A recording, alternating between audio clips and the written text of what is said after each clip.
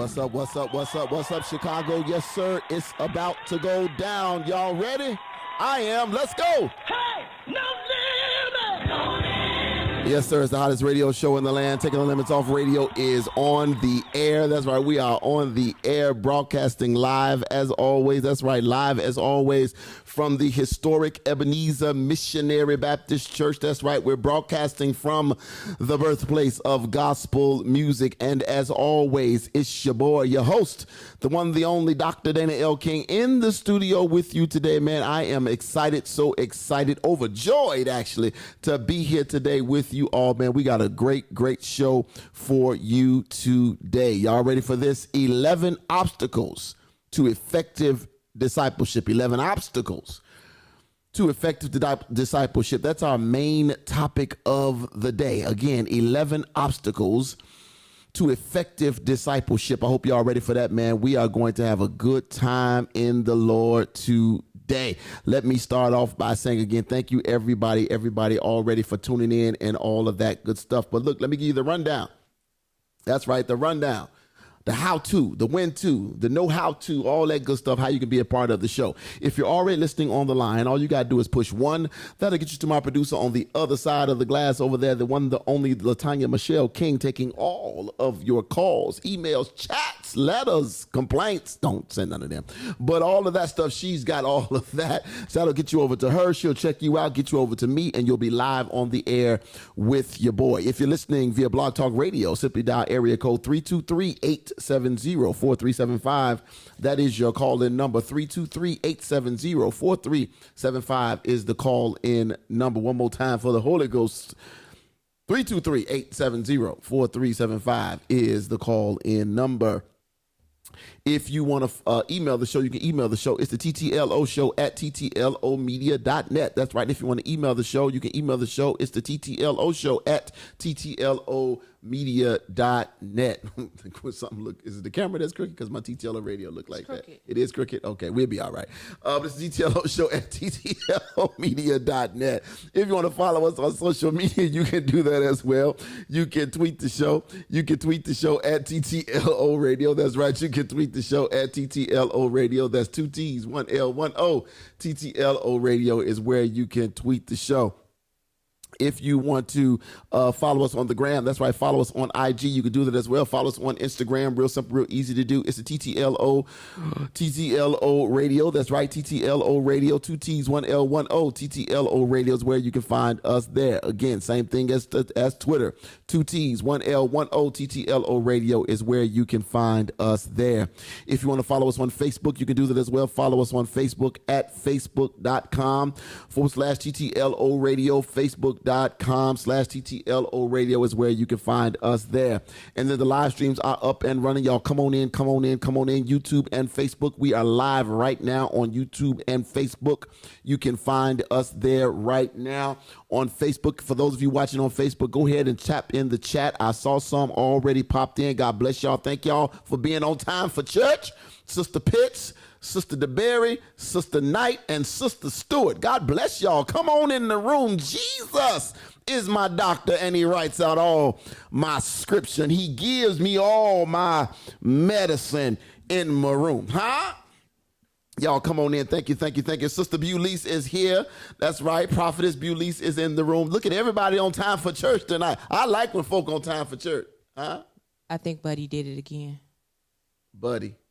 Are you serious? Yeah. Oh, I don't see it yet. It's like promotional. I'm really trying to understand that. Like, what is that? Like, I'm confused. Okay, but yeah, I wonder, is it the song? I don't know. Like, I'm curious about that now. But anyway, yeah, I don't see it listed on there yet. But you see it? I don't. Okay. Oh wait, yes I do. An ownership link. Who? Okay, yeah. Anyway. I am again emotional. I'm really trying to. Oh God. Yeah, we gonna figure that out because he gonna have to get up off our stuff. I need to figure that out real quick. So anyway, I am just excited again to be here. But those of you watching on Facebook right now, Facebook, go ahead and hit that share button for me. Do me a favor, hit that share button real quick. Let the folk know that the TTLO radio show is on right now. Let the folks know that the TTLO radio show is on right now. For those of you on YouTube, go ahead and hit that subscribe button. If you don't mind, hit that subscribe button to our YouTube page. We'll appreciate y'all so much. Thank you, and thank you. Also, you can find us on iTunes, Spotify, anywhere you can download as podcasts. You can find us there. Don't forget, we are an iHeartRadio partner. So what that means is not only will you find the TTLO show on your iHeart app, you can also find Healthy Soul Talk every Thursday at 5:30 p.m. with Dr. Kimberly Thomas. Real talk, real issues, real solutions, right here on the TTLO radio show. I just thought about it when I saw your name pop up again, Sister Bulease. I was supposed to call you yesterday because you did reach out, and I completely forgot. I am so sorry. I just thought about that. She sent me a message. Okay. Just thought about it. So sorry. But yeah, that's why you got to reach out to Tanya. See, and then I get the reminder because, reaching out to me is like talking to the wall. So it's... I just thought about it, seriously. But you can find her every Thursday at 5:30 right here with the Healthy Soul Talk show on the TTLO Media Group Network. Don't forget my brother, the good pastor, Harold D. Washington. Harold D. Washington, you can check him out every Tuesday with the Kitchen Chronicles. Feeds your soul and your body all at the same time. Man, the brother can cook and he can preach. Huh? What more you need? But he feeds you every Tuesday somewhere around 7:15, 7:30. But then we start your week off. Y'all know how we start the week off. We start the week off on Sundays. And on Sundays, the first thing, come on to church with us here at the historic Ebenezer Missionary Baptist Church. That's right. You can catch the simulcast of the live service right here at Ebenezer Missionary Baptist Church. You can catch that right here on your TTLO Media Group Network right at 11 o'clock with Senior Pastor Daryl in person and the Ebenezer Missionary Baptist Church family. Come on in and tune in and hang out with us on Sundays at 11 o'clock.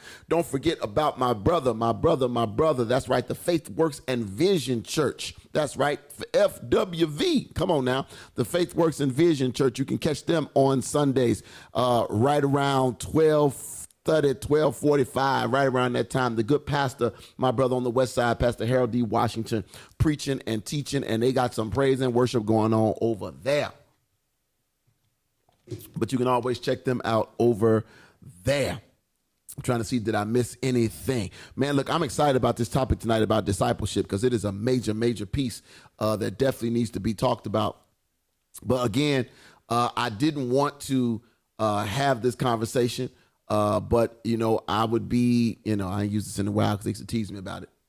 I'm ready for it. What is it? Remiss. Yes, thank you. I would be remiss if I did not speak on this particular issue. So yesterday on Saturday afternoon, two sisters were shot. One fatally on Chicago's northwest side. Let me just give you the rundown. And this is coming from the ABC. ABC 7 News Chicago gets credit for this. It says the Chicago family continues to grieve after two young sisters were shot, one fatally while sitting in a car on the northwest side on Sunday. A 6-year-old girl continues to fight for her life in the hospital while her 7-year-old sister has died. The two girls were in a vehicle parked on the street just before 3 p.m. in the 6200 block of West Grand Avenue when police said someone opened fire on the parked car, shooting both young girls. Like a machine gun going off, you know what I mean? Like two people shooting at each other or something, said Alberto, who lives near the scene. Serenity Broughton, 7, died from her injuries, and her younger sister, Aubrey, remains in the hospital. The girl's grandmother, Regina Broughton, remains in shock and wants justice for her grandchildren. She says, "I'm lost. I mean, they were my life, my everything. How do you prepare yourself for something like this? She was a beautiful kid. Her spirit was beautiful, innocent. Everything about her was innocent." The 6-year-old was hit in the chest and right armpit and remains in stable condition. Her 7-year-old sister was shot in the chest and later died. Devastated by the loss of one of her grandchildren, Broughton said the 7-year-old was supposed to take her very first plane ride in just 2 days. She had dreams of just going to the airport. She just wanted to see the airport, wanted to go up on the plane, she said. Police Chief Brian McDermott says, today I am saddened and outraged. To say that I am saddened and outraged is an understatement. I only hope every resident in the city is angry, saddened, and outraged as I am at this time. Right now, currently, there's a $2,000 reward that's being offered for information leading to an arrest and conviction. Community activist Andrew Holmes said on Sunday. He says, come forth and take responsibility. Whoever sees this, turn them in. It was a child. She didn't deserve this. Broughton added, if you have any kind of heart, step forward, do what you're supposed to do, and do what a decent human being should do. It's not about the money. It's just about catching these individuals before they strike and hit another child. Stop killing our children, Andrew Holmes said. And then here's the number that got me almost up out of my sleep. According to the count by ABC7, y'all ready for this? More than 250 children have been shot and 32 killed this year in Chicago. Let me read that number again. This is according to ABC7's count. So I'm quoting this from their website. 250 children have been shot since January 1st of 2021, and 32 children have been killed. That would be anyone under the age of 18. 32 children. Too many young people have lost their lives to senseless gun violence in Chicago. McDermott said anyone with information, of course, is asked to contact the police or share tips anonymously on the cpdtip.com website. Yeah. Then let me go on, because let me get this all out at once. I believe it was the same day or the day before. Oh, no, this was Monday morning. Surveillance video shows fatal shooting of woman 70 in Hedgewich.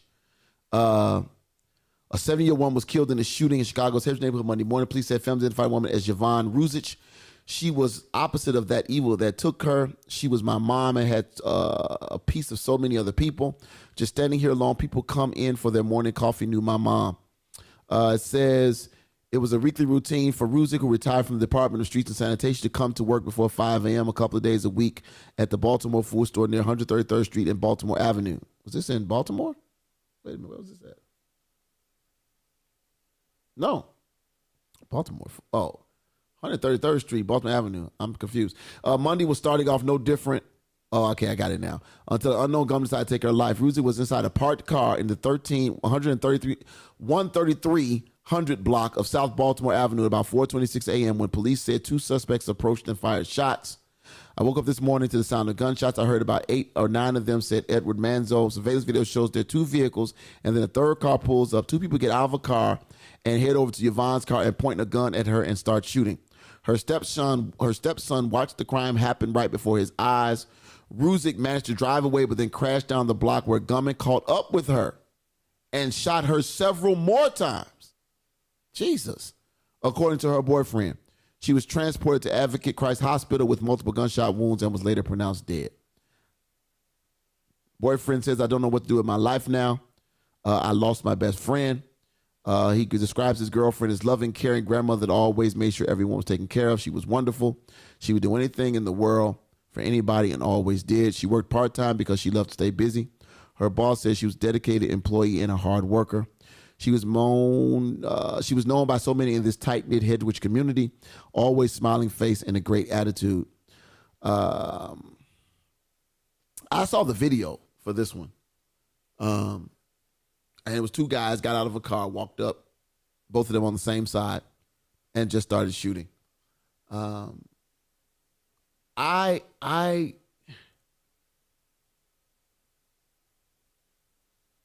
don't know.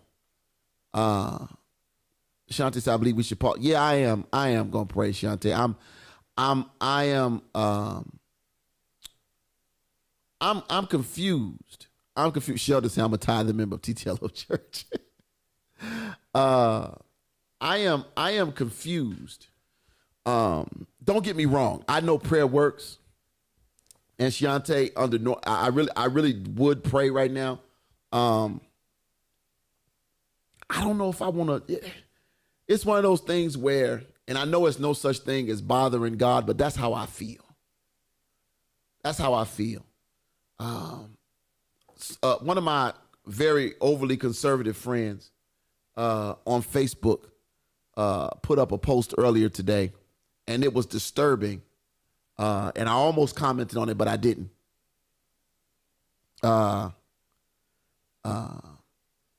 And this is why I'll just read the comment and I'll leave it to y'all. She put this comment up with a picture of the two young ladies, the two babies that were shot. And she says, "This is why I don't talk about the 10 black people that the police kill every year. Because the real terrorism and violence starts with us." I'll read it again. "This is why I don't talk about the 10 black people that police kill every year. Because the real terrorism and violence starts with us."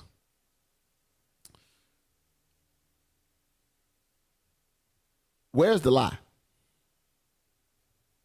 I am here. Where's the lie? I am torn. I find myself almost speechless right now.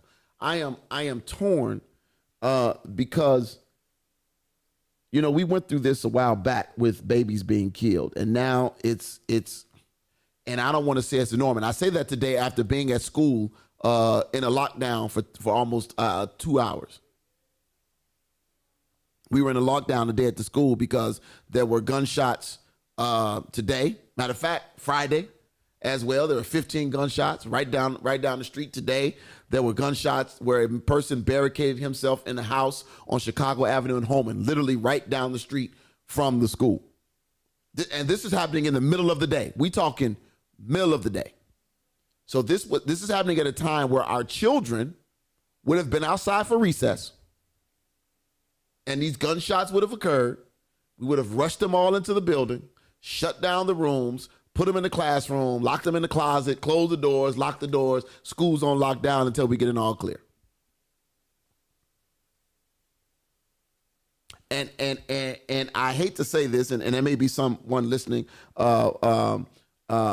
We have new teachers at my school, and our head of school sent out a message trying to reassure them that this is not the norm.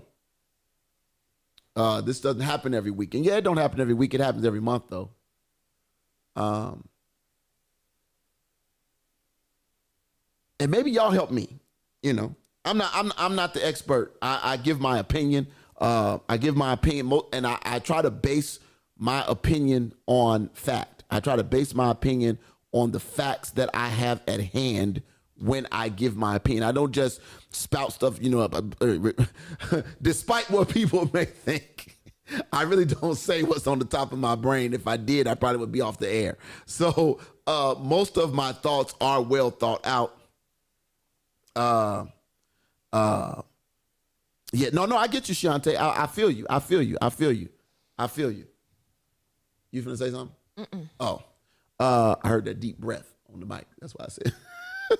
But I wonder what's your guys' thoughts before I share mine. Pat says, Ramona says that's crazy. Absolutely. Pat says that's right. If Black lives don't matter to us, how will they matter to anyone else? Yeah. I am Manitha. Is your name Manitha? Miss Knight. I'm just gonna say that. I met you at Parks's event, and you gave. I think she's one who gave me that blessed sausage that saved my whole life that day I was starving. Bless your ministry. I am. I'm wondering what you guys' thoughts are on this. Feel free to call in. I know it may be a lot to type. You can call into the show, 323-870-4375. That's call number. Tanya put the number up there again for you guys, 323-870-4375. Don't be shy. You just talking to me. Don't worry about the other 17, 18,000 people that's listening. You just talking on the radio side. I just did to make everybody nervous. But you're just talking to me. You're talking to me. You're talking to me. It's all good. But you can share your thoughts with me. Call in 323-870-4375 is the call-in number. Push 1 when you do call in. And that'll give us, they'll let us know that you're actually trying to call in and talk and not just call in and listen. Again, 323-870-4375 is the call-in number. You got that up so you can pay it? You got it? Cool. Okay, so she'll let me know if y'all are on. I don't know, man. This is, so between that, I told Latanya today on my way home, I drove past, I told her, I said, there's an open air drug market, curbside service now. That's what you call it. I guess it's always been curbside, but it's really curbside service now on the west side of Chicago between Springfield and Madison and Pulaski and Madison, where young black men, ain't nobody else, it's them, young black men are standing open air, standing right outside, up to walking, really literally in the street, holding bags. When I tell you bags, I wish I had a bag over here. When I tell you bags, yeah, here we go. See, like this bag right here, this little plastic bag, bags this size of marijuana, holding it out, open, asking you, do you want to buy? Just random. I mean, random, just outside standing, holding bags like this size. And I mean, multiple bags in hands, like a bag of 5 bags in his hand and 5 bags in his hand, just standing on the street corner. Now, I'm sorry. Illegal drugs begat violence because somebody else gonna decide they want to come sell too. Because it ain't your street corner. Regardless, you may think you own it. It's not your street corner. My question is this. Now, it's easy for me. I want to say, the parents, where are their parents, where are their parents, where are their parents? I'm not going to get to that part right now. This happens every day, all day. Every day, all day. I was shocked. I did not know this until I went back to the school when hybrid started. That was when I found this out. It's like every day they're standing outside talking about they got the best weed. I mean, they got all type of names for it. I thought they was making stuff up on the wire when they was selling selling that crack cocaine. We're talking about the WMD. They got some intergalactical. I heard dudes say we got that Marvel. We got the they got the Thanos. I don't even know if you want to smoke that. Do you really want to smoke that? I don't know.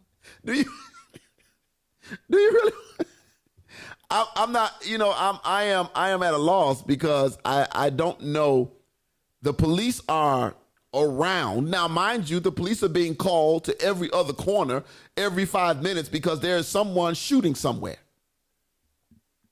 Ramona says, if there was a way to gather up all these so-called gangbangers that don't ever seem to hit their target, but the innocent bystanders, and send them to Afghanistan to face the Taliban and see how bad they really are. That was my idea back in the beginning. At the beginning of the show, wasn't it? Yeah. Long time ago. At Kingdom, yeah.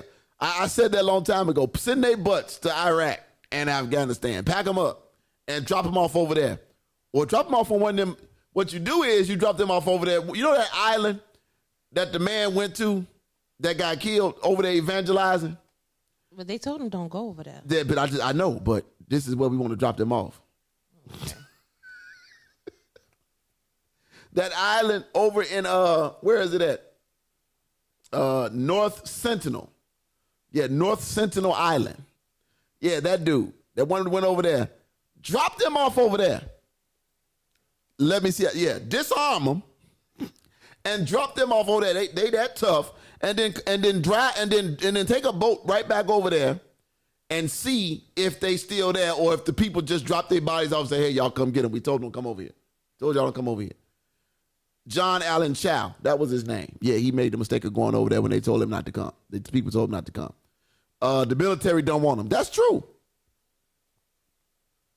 Then again, they do. But I don't know if that's the that's the easy solution. Ramona, I agree. That is the easy solution. Round them up, drop them off on the island somewhere, drop them off in Afghanistan, and see if they would start working together at that point versus killing each other, or will they still get over there and shoot each other? You never know. But that is a option. That is a option. That is an option. That is an option. But I am torn. Because you know what? I've gotten to the point. I had a conversation today at the school, and I was telling people, I said, this is unfortunate. This has become the new. There is no time right now that we should ever feel as though this is the norm, but I don't know what else to call it.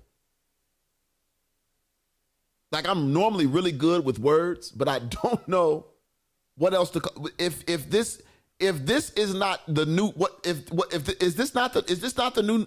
Help me verbalize what this is.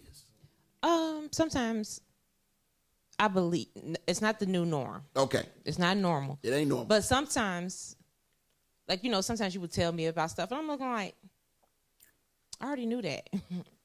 And it's been going on. Like, it's, since you started working on the west side of Chicago, you didn't have to see it. Right. Like, you had avenues to get off. You had avenues to, like, get off the expressway and just right. Go right to my destination. And right. In the red T-shirt game. Right. I was on that end. Y'all will honk and see stuff and everything else like that. Mm-hmm. Been seeing it, for me, been seeing it all my life. Mm-hmm. And like, and then you guys try to, not say then you guys, but some people try to figure out, like, why are we desensitized? Because we're used to it and everything else like that. It's like, you saying, like, I saw them with big bags of this. I'm looking like, yeah, okay. I didn't know that was happening. How long has that been happening, though? That from that corridor, from, like, once you hit Madison, once you pass Hamlin, yes, and everything, it's Springfield to Pulaski, and then, like, that's always been happening. Like, and then with the whole new traffic pattern, with them putting those medians in and everything, you just don't want to be. Like, nothing bad has ever happened. Like, but you just don't want to be there if something should something happen, like a shooting or anything else, because there's no way to go around it. Get out the way. Or get out the way. You can't pop a quick U-turn like you used to. So I don't like, I always tell you, I don't like Jackson. And I don't like Madison. I literally, for me to get home, if I'm coming back from this church and everything else like that, I will take Washington all the way down, or I'll take Lake Street and then come back up. Now, you see what I did? I done went. You went around. I done went 2 blocks over. Out the way. It depends on, like, on traffic, too. If it's traffic and I can't get off on Central or Laramie, and I have to get off before then, like, say, at California, I'm going to take California all the way till I get to Washington or Lake Street, and I'm going to go, and then I'm going to hit that left, and then I'm going to go home that way and everything else like that. So, like, babies being killed, the number has risen. Yeah. They are desensitized of killing kids now and everything else like that. And then when you make it, and I think sometimes it is what they see on TV too and everything else like that. What was that? What's that? Snowfall. That was always, like, the rule, no babies and everything else like that. Now they don't care who they shoot and everything else like that. And so, like, this is bigger, like, like this is way bigger. Like, the shots that rang out today, I absolutely think it has probably something to do with that little girl, because it was over in that area and everything else like that. It was, because it was the northwest side. And then how the news makes it seem, makes it seem like, it's the northwest side when we shooting up each other and everything else like that. When it's a attempted robbery of, of other people, then, like, it's, it becomes the Humboldt Park area and everything else. That was the Humboldt Park area. That area where that was the Humboldt Park area. And so say that and everything and own it. Like, don't declassify, like, like that's their problem and everything else like that. So I mean, I don't know what to tell you. Like, for me, I know sometimes I would say rant and everything. I understand it. I get it. But I've lived through it, and I don't know, like, my condolences to the grandmother and everything else like that. It's just it's always been here. Like, like I said, y'all get y'all red shirts out, hunk if you love Jesus, and stop the violence. That's for 1 hour. Chicago Avenue, that was just for 1 hour. Like, y'all need to always keep coming back. Well, that's where so that I want to jump to that solution, and thank you. Ramona said, Shiante says, many movies have suggested this option, death races and others. If you make it out alive, you're free. Yeah, I know, right? Ramona says, it used to be some honor among killers. Grandmothers and children were off limits, but this new breed has no conscience. They are void of empathy or emotions. Shiante says, I agree, Ramona. Even Tony Montana wouldn't kill women and children. Do we have I guess I don't know if anybody believes, and I am one who believes it does, because, and again, like you said, it was only for that hour that we would be on the corner. But for that 1 hour, nothing happened. The problem is we left at 7 o'clock. And at 7:15, they were shooting. Yeah, you extended somebody grace. Yeah. Like, Yeah. because you guys, that was 1 hour of whoever. Yeah, wherever territory we was in, it was just that hour of whatever. We went to Chicago Avenue, the same thing. Like, now the new norm, like, if let's stop normalizing dumb stuff. Like, these people that have died on the streets, these kids, adults, and everything else like that, you now see billboards. I done seen another new billboard up for somebody who done died in 2018 and everything else like that. So you got 1,000 to put on this corner billboard. Like, do something with yourself. Do something, help somebody else. Help your community out. Why this grandioso billboard of, like, long live Mookie and everything else like that, gone but never forgot, and he's still throwing up the GD sign in the thing. Are you serious? That is the epitome of stupidity and idiot and just idiocy. I am. That just goes to show you too that it's a financial thing, because the billboard company should have said no. That literally. The billboard company not do that. Should have, because I bet you they can't put that billboard up in Oak Brook. I bet you they can't. Because it takes one. Now I get, like, because me and you both share the same friend. I get, like, someone who has not died on the street. That's different. And everything else like that. But, like, the moment that's a trend, the next moment is like, shoot, let's get them digitized. Yeah. No ma'am, no sir. Yeah, yeah, because I'm gonna use this drug money to glorify this drug dealer who got killed. I want to before I move off this topic, I appreciate the group Stop the Violence. She wants to see what happened to the angels, the guardian angels. Yeah. That they served a purpose. They had some, what's the word I want to use? What do they call it? Tendencies. Huh? Thug-like tendencies. Not that. What do they call it when you, they had some profiling tendencies. Okay. They kind of bothered the wrong people. Because it like say it was, just imagine if it was like Jalen, Micah, and a couple of them all hanging out, they loud or whatever on the train. They gonna bother them. Now they ain't selling no drugs, they ain't bothering nobody, but they would be, doing the most with them. And kids these days, you're not finna just walk up and say nothing to anybody out the way. So I think they had to pull back a little bit. But what I was gonna say was, the Red Team, Stop the Violence, group I used to be with on the West Side. I know they are still out doing what they do all over the West Side of Chicago, and for years they've been trying to create one over here on the South Side. There's just no, I don't even, they've tried. I don't have the, I don't want to say I don't have the capacity. I don't though. Yeah, I can't take on nothing else. I don't have. I don't have it in me to. I can help, but I don't have it in me to launch. It's just not something that I as much as I want to do it and as much as I know it needs to be done, I would gladly support somebody else over here on this side of town being the figurehead of it. I help those guys out. For one, I went to school with a lot of those guys, and I am, the West Side is my that's my birthplace, as we like to say. So I'm always gonna be West Side, West Side. I'm always gonna be West Side. But those groups and organizations, I remember we did this. What was it? Church on the Corner thing. Midnight. We were there until overnight. And 11, I think. Yeah, it was like whatever time it was supposed to be till 11 o'clock, and we ended up staying out there beyond that. And I just remember the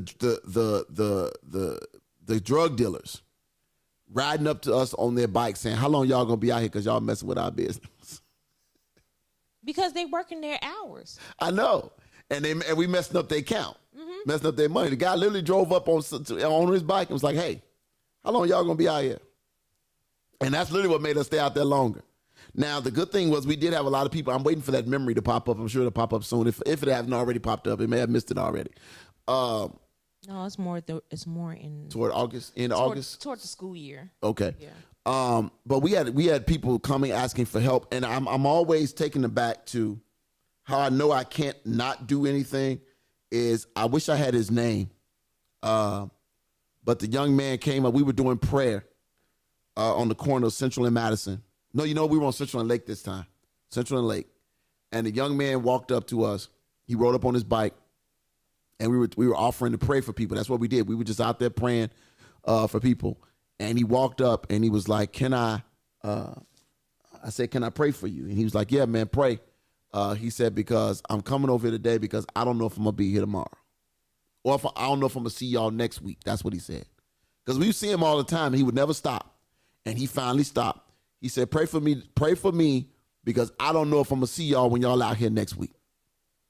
He had to be all of 14 years old. Now, this was about 4 or 5 years ago. I would love to know what happened to that young man, where he is today.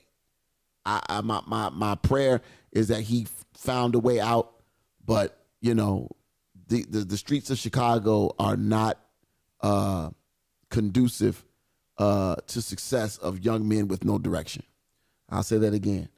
The inner city streets of Chicago are not conducive to the success of a directionless minority man or woman, I should say. But that kind of got me. And there's so much, can we go out? Is it enough men in the churches? And I'm not, and ladies, please don't be offended when I say this. Please, please, please, please, please, please, please, please, please. But where are the men in the church?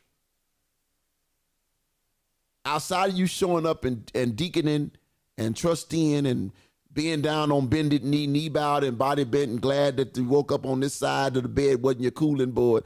After you get done with all that, where are the men in the church? Because if we were really being the church, we would be outside the church. If we were really being the church, I'm sorry. One of the guys I used to work used to say it like this. He was like, when real men stand up, little boys sit down. And I am curious to know. Can I say something? Sure. Y'all not there yet. I would like to know the median age of all African American men who decide to turn their life over to Christ, because it's far few and in between. That's a good question. When did you stop? You clearly have always said, like, you stopped around somewhere around 30, almost close to maybe your late 20s. Stop what? Like, going to the club. Oh, okay. Yeah. I'll make sure you want to clarify. And everything else. I wasn't selling drugs. No. Yeah, let me make sure. Like, Dana was not. We wasn't right. He was not out there wilding. Not like but that. I'm just saying, like, everyone, like, the African American man is still. It goes hand in hand with whether or not they're going to get a wife. They still trying to, get all the fun out, get themselves established, and then everything else like that. And then they trying to find that lucky gold coin where that word will hit them and and hit them in their soul to be like, you know what, I'm giving my life to Christ. What is the average age of men? And it's really far few and in between. I wonder, men. does, the Barna Group does all the religious, cultural and religious trends. They follow all that kind of stuff. I wonder if there was something we could, that's a very good question. I wonder, have they already conducted a survey? Is there something that they've done so that we could find out what is the median age for just black men in the church, period? What's the percentage, period? Because you're right, there is you would think, because now women have outnumbered men in the churches for years, forever. It's not forever, since the beginning of, ever since the war. When men went off to the army, women stepped up and started doing everything. So women started playing major roles and major roles in the church, and they kind of kept that role going in the church. And so they were the ones at the church while the husband was either working or at home on the couch. The wife was the one at the church praying for the family. And then if she could drag the husband to the church, then that's pretty much how it happened. At some point it got reversed, because it used to be the man taking his family to church. Now it's the woman taking the family to the church. And I know people go and people say, well, that's old fashioned. Old fashioned is one thing. I guess here is the deal. If my children lived at home with me, if I had a teenage son and or daughter who lived at home with me, and this is Dana talking, so let me don't y'all come to me crazy. When I get up to go to church, you're getting up to go to church. I don't care if I have to be at church earlier than everybody else. You're getting up to come to church with me, because there's no way for you to get that. Because otherwise, if there was another way, that's one thing. But if like for instance, if you had to get here, like if I had to be here early to set up sound and all that kind of stuff, then guess what? If you coming with me, and you can sit there and look crazy, whatever, all that, but you coming with me, right? You're not coming later or whatever. You coming with me, because it again, no offense, it resonates when that man grabs that child and leads them to a place. It resonates. It does. Now, the problem is that we don't have the men are lacking. I mean, I can just speak openly and honestly. Here, we don't have a lot of men in the church. At our church here at Ebenezer, we don't have a lot of men here at our church. For whatever reason, they are not here. I know back in the day, we used to be, 30, 40 deacons strong. But again, we don't need 30, 40 deacons in the church. We don't need no, I know it looks good on the roster and it looks good, for old school, for traditional, all that good stuff, to have 30 dudes sitting across the front, all in their nice two extra long jackets, too many buttons on the suit jacket and all of that, with all your different, looking like, as Pastor Ray used to say, looking like a bag of Skittles, all the colors of the rainbow sitting down there on the front row. But where is the effectiveness outside? Shiante says, how possible is it to acquire some of those? I've said that. How many times have I said that on this show? Taking some of the abandoned school buildings and turning them into some sort of sin. The question is, can you get CPS to get up off of those buildings? Because if you look at the records, all those abandoned schools, CPS still owns those schools. And guess what? If you live in one of those areas and you own the property, your parents or you or whoever are paying property taxes for a closed school. Your property taxes never got adjusted. So the question is, what are they doing with those buildings? That big old building right there, prime example, Central and Madison. What is that? The old Emmett, or is that Emerson? What was that building right there? Oh, yeah. The huge one. Yeah, I think that was Emmett. That was the old Emmett, right? No, that Duke Ellington's down the street. Is that the old Duke Ellington? Or was that the old Duke Ellington? I don't. Or was it Emmett? One of them. Yeah. Emerson or Emmett. It was one of them. It's closed, but I mean, that building is huge. Yeah, it's been very much closed. It's closed. Yes. But it's been closed for years. For years it's been closed. Sitting up doing absolutely nothing. You can't tell me you get some investors to come to the west side of Chicago, rehab that building, and turn it into some sort of free learning center for anybody. Watch this. Watch this. Under the age of 25. So you have to be out of the high school age, 19 or older. Just like Ombudsman does. I don't know how old you have to be to go to Ombudsman. 17, something like that, or you can be pulled out earlier. I mean, yeah. I mean, if your parents sign you out and then put you over there, right? Yeah. But but turn it into a place of bring back. I've said this for so long. I know we love it when our babies go to college. I know we want our kids to go to college. We want them to do this and do that. But why couldn't somebody?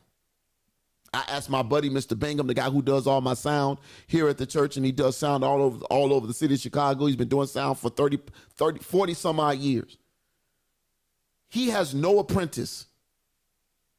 And I love Mr. Bingham, and I tease him all the time. We talk about age and everything, and I really don't know his age. But, I as much as I would love him to be still able to run up and down 3 flights of stairs 10, 15 years from now, I don't know that to be the case. I don't like running up and down the stairs now. I'm 51.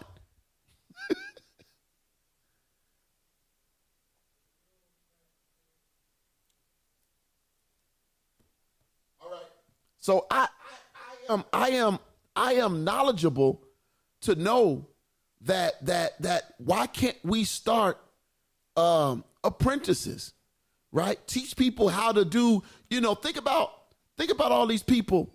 Think about the people who have cleaning services. What if you own, I don't know if my friend is on here tonight, Shawanda.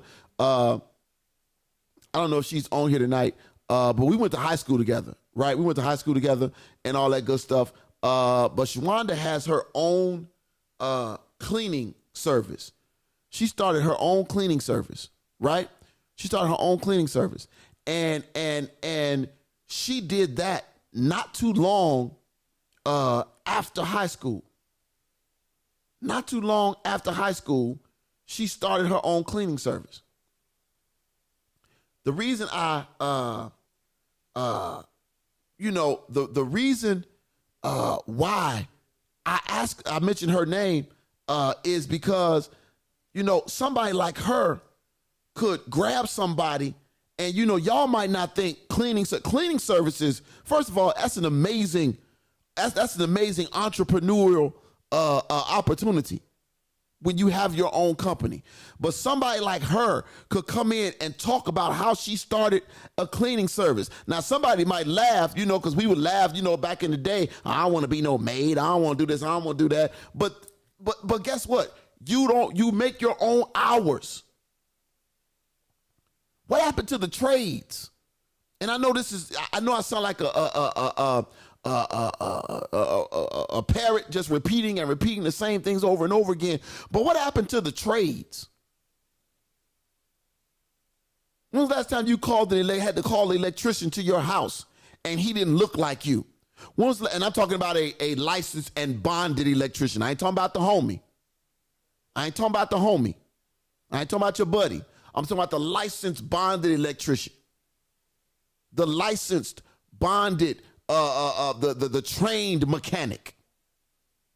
Where the licensed bonded carpenters, general carpenters, who could come in and do a little and could fix pretty much everything.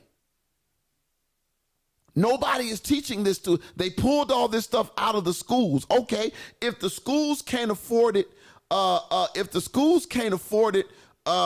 You're telling me that we can't get some businesses to invest? Y'all want to come into our communities and open up all these new stores and all that. That's great. Build your new store, but give me $1 million to put in this building. You got it. Build your new this, but give me a couple of $100,000 to put in this building so we can have some people come in and teach some trades. Carpentry.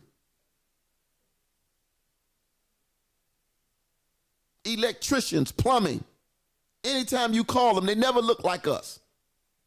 They never look like us. Sister Pitt says, do you have a counseling degree? You talking about me?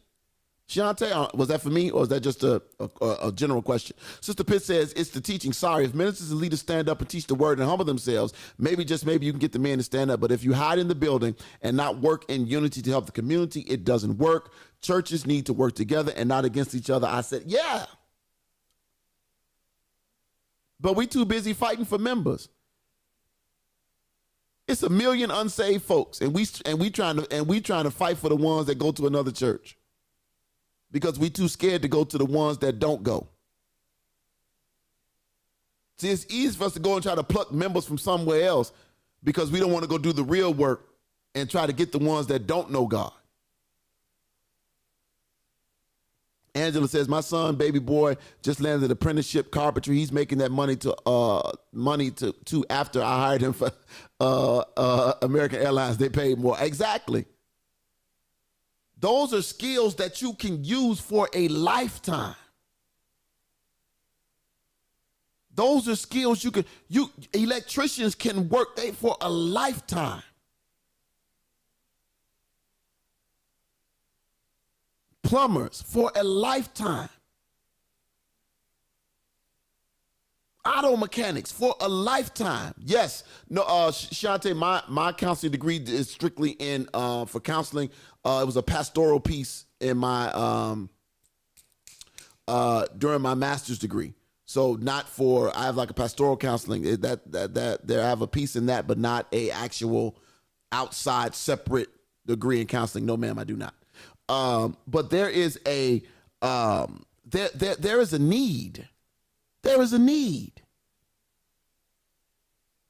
There is a need for that, and it would change. I guarantee you get some of these young boys, 13, 14, 15 years old, and you put a hammer in their hand and some nails and a screwdriver and give them something to work on and build something, show them how to build and take apart an engine. You would snatch them off the street in the minute and then show them, look, you can make this amount of money per hour, and guess what? You ain't got to worry about nobody shooting you for it. You ain't got to worry about nobody killing you for it because you went to a real job, worked real hours, and ain't nobody gonna kill you while you working on your car or while you trying to fix somebody else's car.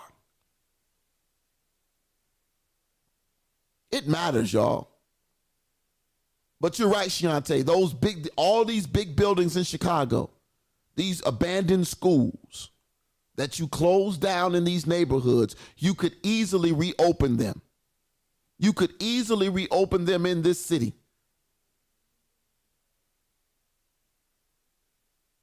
Easily reopen them in this city, in major hubs in this city. That big old building right there on Central and Lake, that could be a major hub in the Austin community. A major hub. I know there's some gym rooms in there. At a school that big, they probably got 2 gyms. I went to Austin High School. We had 7 gym rooms, 2 full-size gym rooms, and 5 half gym rooms. So you can't tell me what we don't do. And we had a freaking Olympic-sized pool. We had a for real pool.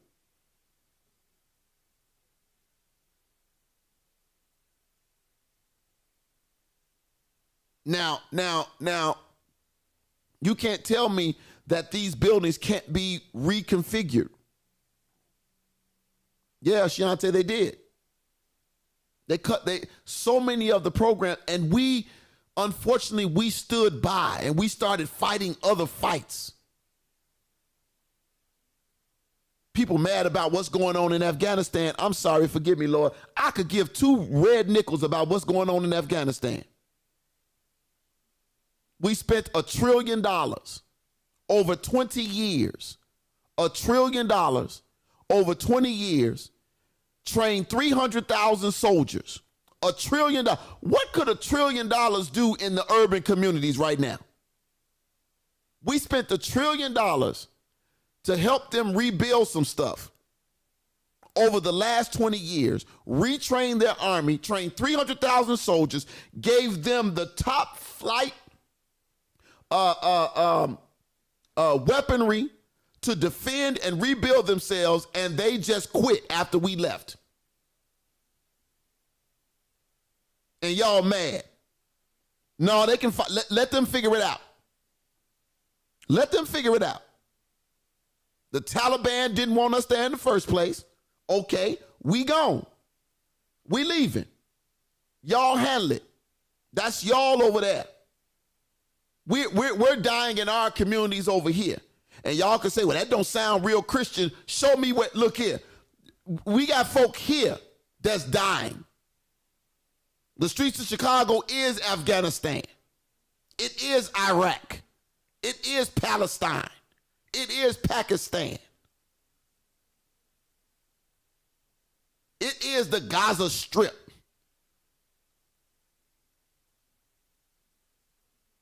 $1 trillion. That's literally 1.9 was the stimulus, right?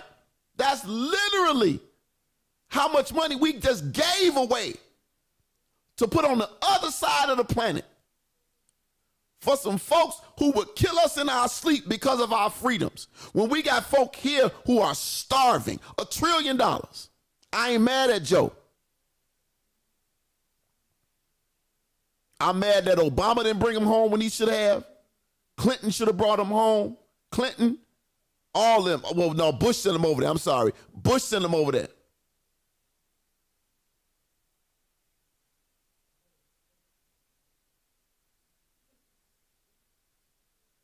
So from 2000 to 2020, we've been over there. $1 trillion. 2,400 American lives lost, soldiers killed. They had everything they needed, but they didn't have the will to fight for their own stuff. And watch this. One thing I've learned, you can't fight for somebody that don't want to fight for themselves. Huh? You can get mad at me all you want. You can't fight for somebody that don't want to fight for themselves. Them folks gave up. Now, I'm going to say this, and I know Facebook might ban me for saying this. I might get kicked off the air for this one.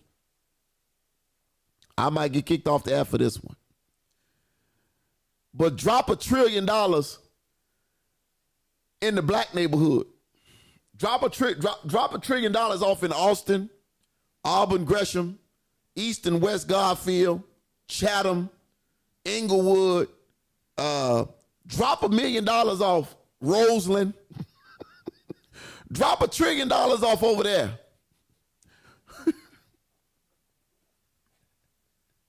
and watch this. And train the people. Watch this.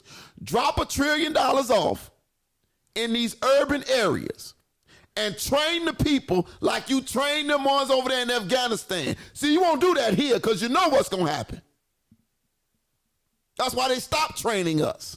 Y'all don't hear what I'm saying. That's why they stopped training us.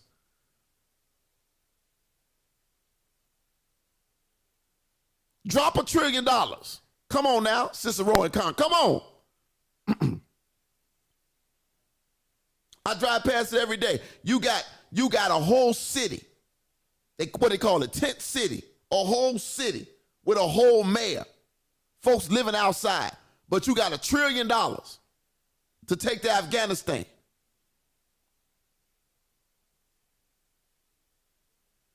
Help me understand. Just out of curiosity, how would you draw them to work for a lifestyle? You know what you do? You set up, you know how we set up pop-up shops, Shiante? This is what I learned. So at my school, my classroom partner for the last couple of years has been Mr. Oliver. And Mr. Oliver teaches science. He's my grade level partner, I should say. He teaches science. So before COVID, he was doing a lot of, even though it was science, he had the kids doing a lot of building. They were building what's called, the French word is a trebuchet, right? Trebuchet, trebuchet. It's French for a catapult. You know, where there's a long rope, you put the rock at the end, you pull it up, you pull it down, and then you pull the rope, and then it shoots the rock across. You've seen in those old medieval movies, right? So we were trying to teach them about inertia and what the strength of how they fought wars back in the day, and they would teach them how gravity works with the large object being flung across the air. So we'll teach them that. But what we did was he had them building them in the classroom. And you should have saw the light come on in these kids' face when the electric table saw came on. So they got to physically, we came and we had wood everywhere, sawdust everywhere. They were cutting wood and learning how to drill wood and put pieces together. And they were excited. We had to calm them down because this was a sharp object. We ain't being responsible for nobody's fingers. We ain't call nobody's mama to tell them that your son lost all his fingers in the classroom. But they were excited. So watch this, Shiante. You said, how do you get them to work for a lifestyle? You got the money, right?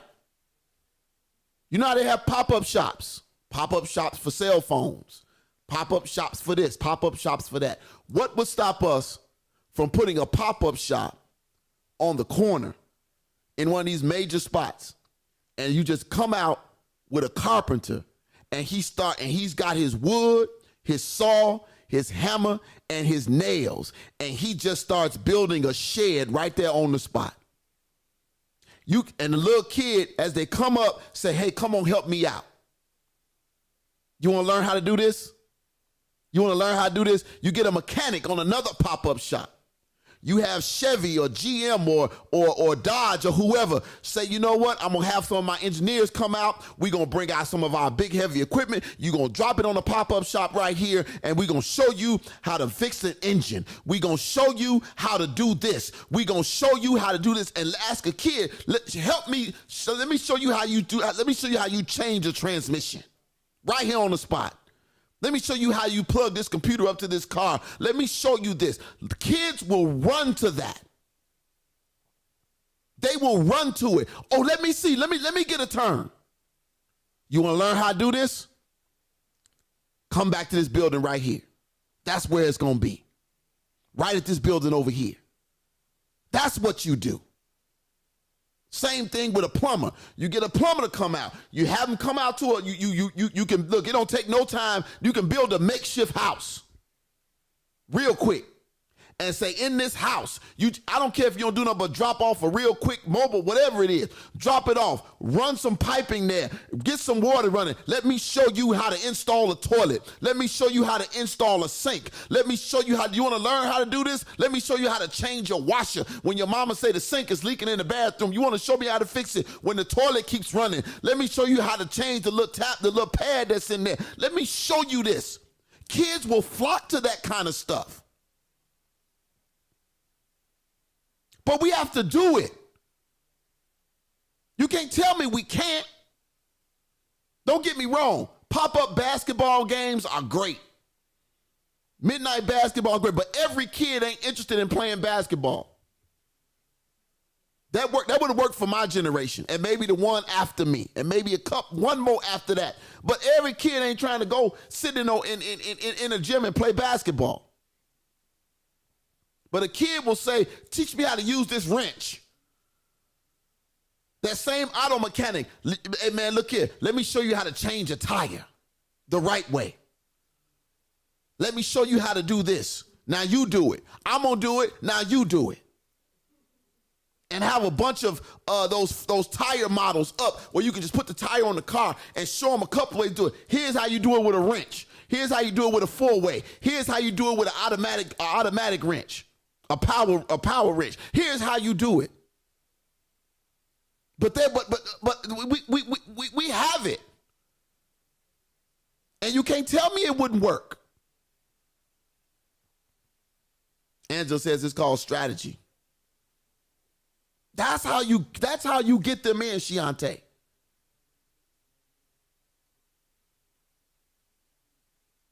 Pop-up shop. You talk about them schools, right?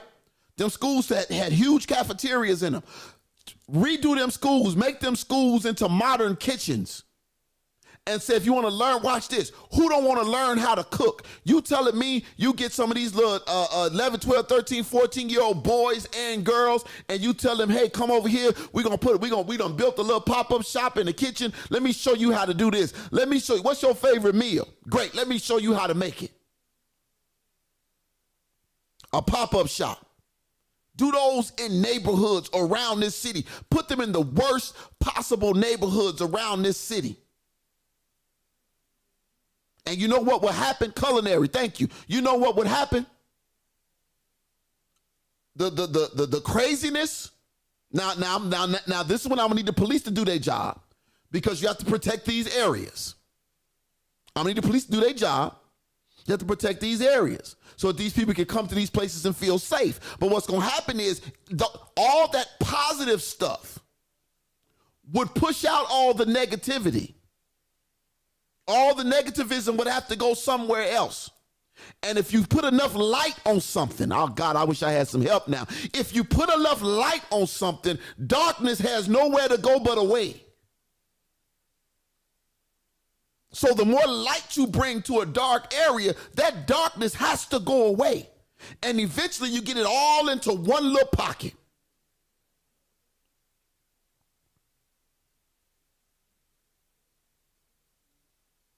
Because I guarantee you that 13 and that 14-year-old does not want to get up every morning and go stand out on a doggone corner. I promise you they don't. I promise you they don't. It's 8:15, y'all. Y'all done got me riled up in here. But I promise you they don't. And they will show up. Watch this.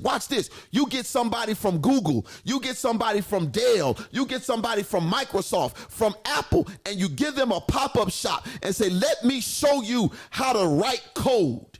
Let me show you how to build a computer from scratch. You telling me a little kid, some of these little kids who playing these video games, you telling me you can't get somebody from EA Sports and from Capcom and some of these other gaming industry people to come in and say, let me show you how we built this game. Get somebody from Madden to come and say, let me show you what we did to build this game. Let me show you let me show you what it looked like on the other side. I know what you do when you play, but let me show you where the money is made on the other side. In a pop-up shop. Do them all over the city. Apple got the money. They can build it in a minute. Google got the money. They can build it in a minute. Dell got the money. Microsoft, Bill Gates got all the dang on money.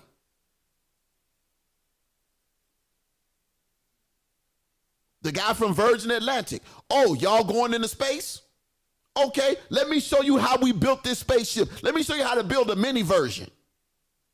Pop-up shop. I'm going to send some people over there. We're going to show you how they built it. Jeff Bezos, how did you start Amazon? Show us how it works. Pop-up. You went to space too. Come on, show us. SpaceX, how did y'all build y'all stuff?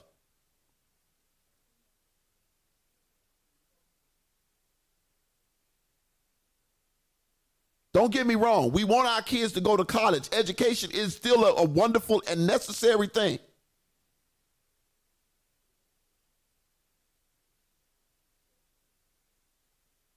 And I believe they need to stay in school and get the basics.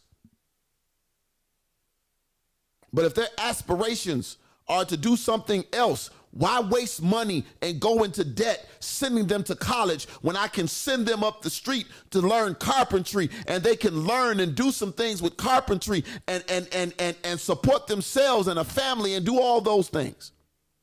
versus going to college for 4, 5, 6 years, getting another 17 years worth of debt and not being able to live their own life until they're 65 and having to work well past the retirement age.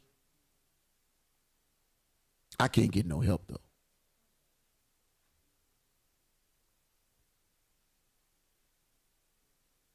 There's got to be that you know, there's got to be a difference. There's got to be a difference. We have to want to do something different. Sister Pitt says, we have not because we ask not. Girls and can repair cars and homes. Money saving doctor. Yeah. Absolutely. You can't tell me some little girls were, look, the girls in that class, in that science class, they were just as interested at cutting that wood and building that catapult as the boys were. And because the girls are a little more detailed, they were making sure theirs looked just like the picture. You know, the boys just wanted to put it together and make it shoot. The girls was like, this don't look right. They were into the details. So imagine if you had that opportunity for them on a larger scale. Don't get me wrong. You making TikTok, have somebody from TikTok come in and say, hey, look, let me show you how to build your own TikTok site. They would jump on that opportunity. They don't want to stand on the corner. No, I'm going down here because Google up the street, they got a pop-up Google shop on the corner of Cicero and Madison, and I'm going to go in there because they teaching us how to write code. I'm going to make my own app. I'm going to build my own app. Kids would take advantage of that in a minute. In a minute. And trust me, they'd rather do that than have to duck on the corner because they selling drugs for somebody else who living real good somewhere else, and you stand on the street risking your life for a fool for somebody else. You the fool. Standing out there for Jordans and T-shirts. And the person you selling for at the end of the day is living real good. He downtown or in Oak Brook or Orland Park, living it up real good. Spending the hard-earned money that you own. Spending the illegal hard-earned money, death, blood money that you earn. Look, y'all, we're going to take a break. Woo, Jesus. We're going to take a break. I appreciate y'all's comments. I don't think anybody called in. Bless you if you did. Oh, we did have a, okay. But again, I just think the entrepreneurship, if we had those, and Chiante, thank you for the question. I think if we had more people who would be willing to teach these kids, first of all, they'd have the space, but teach them how to start a business. You know, we got these, everybody's not going to be a fashion designer, right? But architecture, carpentry, cleaning. People don't think there's a skill set to cleaning, right? That's why I was trying to get my friend to pop on, because she started that business on her own. Not too long. It wasn't too long after high school that she started that business, and she's been doing it for years. You telling me she couldn't, if there was a space and a place where she could have a place where she could teach other young ladies or young men how to start a cleaning business? Cleaning businesses make money. Because you always going to have some folk, let me raise my hand, who don't like cleaning.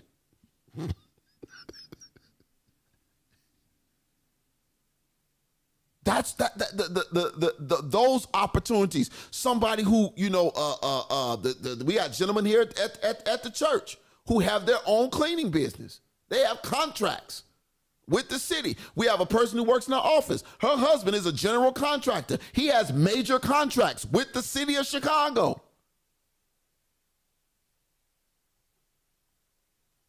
He ain't got to stand on the corner and worry about who gonna shoot him in the back of the head.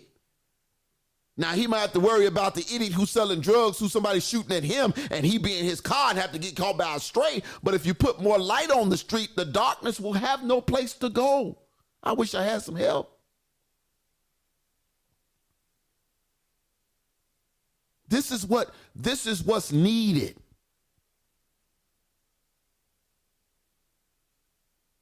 Shante, you put me on the spot with that question, but I thank the Holy Ghost. Huh?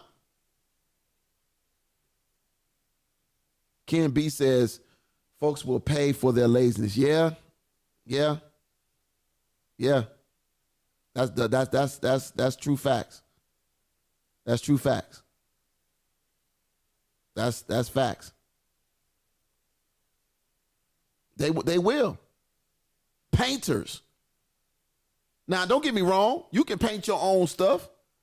But if you hire a painter, you go to, what's the website when you go to hire people to do stuff in your house? Angie's List. Angie's List, and what's the other one? Craigslist. Well, no, not Craigslist, but Angie's List is somebody else too. Craigslist, you have to be careful with Craigslist. Be careful, yeah, but Craigslist. But it's Angie's List and it's another one.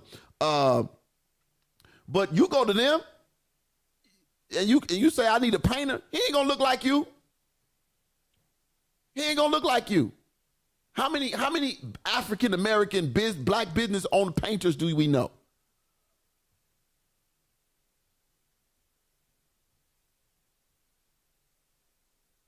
Is that a website? TaskRabbit? Sound like it might be.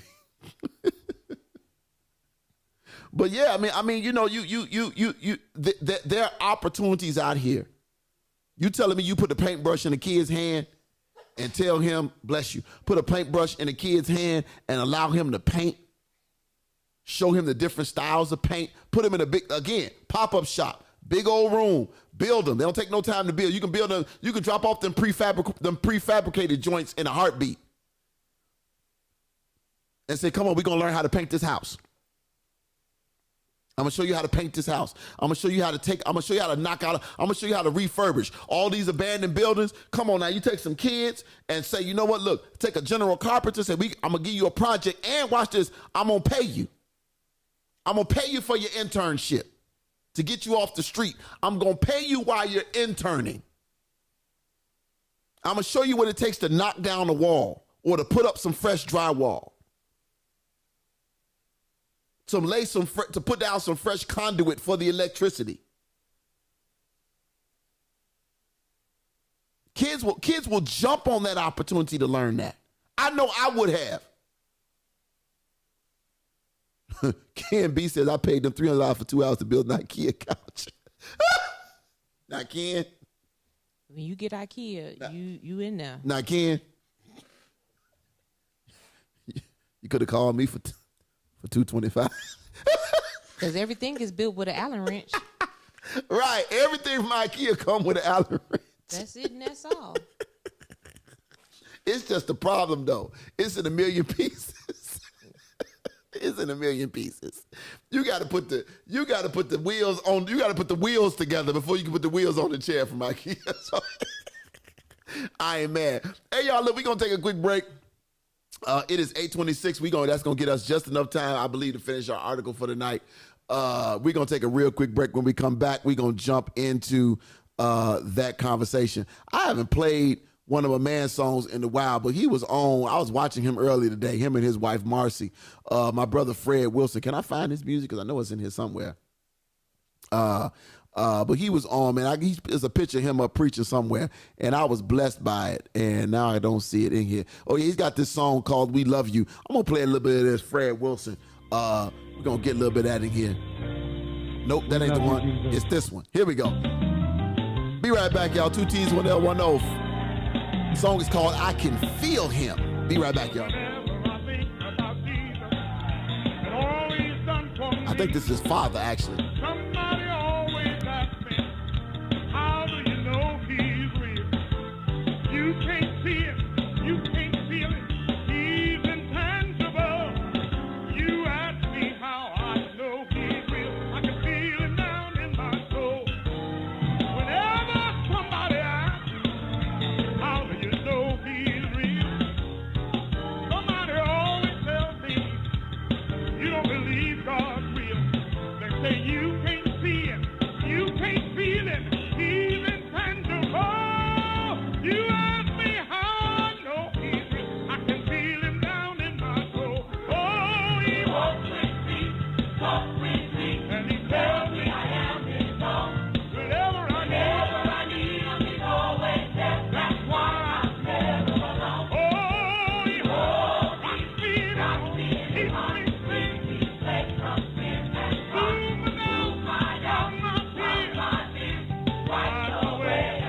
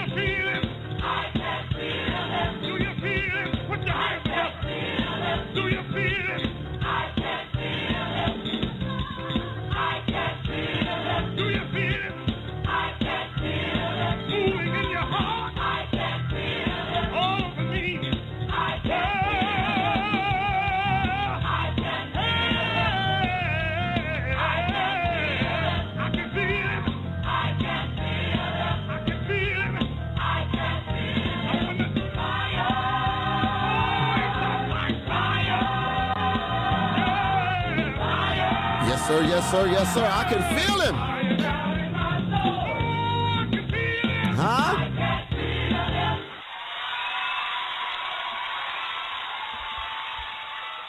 Fred Wilson's daddy. I can feel him. I ain't played that in a minute. Hey, y'all, thank y'all so much, man. This is the TTLO show. It's Missional Monday. Our show is normally about outreach. I guess that's what you know what? Everything we talked about earlier was still dealing with outreach. We always find a way. Real outreach. Let me say this. Thank you all so much for your comments. I appreciate y'all so much. Pat, I just saw your comment. That's how my nephew learned how to build a garage. Yeah. Good.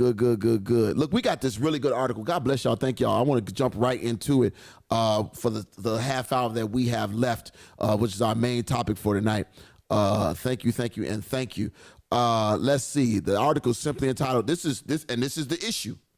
We talk about going out and making new disciples. We're talking about going out and bringing the lost to Christ. We're talking about changing the direction of your church. So I want to talk about this one tonight. 11 obstacles to effective discipleship. 11 obstacles. Go back, computer. Thank you. 11 obstacles to effective discipleship. That's our topic of conversation for tonight. We're going to jump right into it. I'm going to see how many people are going to fall off for church. But here we go. The writer says this. He says, leading a church to be a discipling church, especially if there has never been their focus, is not easy. Can I read that again? Leading a church to be a discipling church, especially if that has never been their focus, is not easy. He says, you might in fact be learning that the truth the hard way, might be learning the truth the hard way about effective discipleship. So here we go. 11 obstacles to effective discipleship. Number one, 11 obstacles. Number one, y'all ready? Leaders who themselves haven't been discipled don't really know how to disciple others. It's hard to teach what you've never experienced. And it's even harder to admit that you haven't been discipled. Can I pause? Let me read that again. It's hard to teach what you've never experienced, and it's even harder to admit that you haven't been discipled. Let me help y'all. We talk about the word. So the word disciple comes from, of course, Jesus had disciples. And all that. So, but the word discipled itself, the word discipled, comes from the word disciple, right? This a follower of Christ, What does it mean though? What does it mean to be discipled? Discipling others is a way to have them abide in Christ. Discipling others helps us to know Christ, or discipling others helps us, to know Christ more fully, right? Become more like him and participate in his work.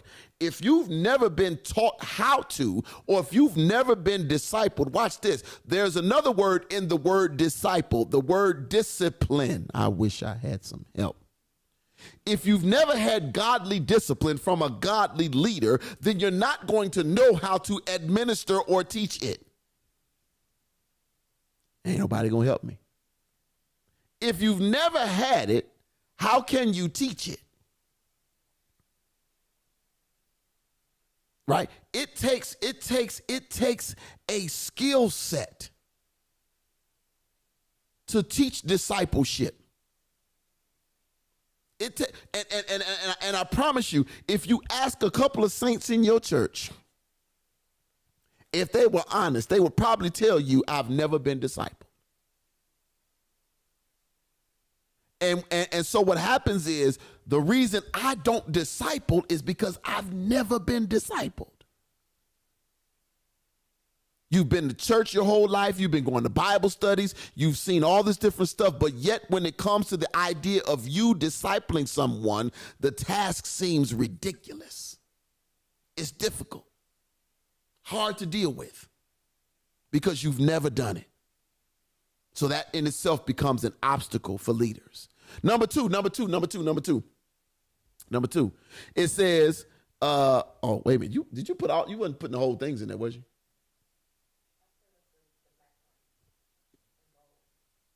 Okay. It's all in bold to me, so I don't know. It's okay. All right. Got it. I see what you did. Okay. Got it. Thank you. Okay. I don't see what you did, but I mean, I'm looking at the article on this side. All my stuff is black on here. Because I have to, yeah. Here we go. Number 2, many believers assume they're already discipled. Uh-oh. Many believers assume they're already discipled. Oh, can we talk about it? The writer says this. That's because too many churches have defined discipleship as if you attend small groups and worship, you're discipled. Uh-oh. Uh-oh. The writer says they believe they've already been discipled because they attend small groups and worship, so they believe they've already been discipled. That's not it. That's not it. Just because you attend small groups and worship does not mean you've been discipled. Right? The word itself, disciple, means learner. If you're going to look at the biblical definition, learner. Disciples are people who answered the call of Jesus in the New Testament when he said, follow me. Discipleship. Watch this. Discipleship.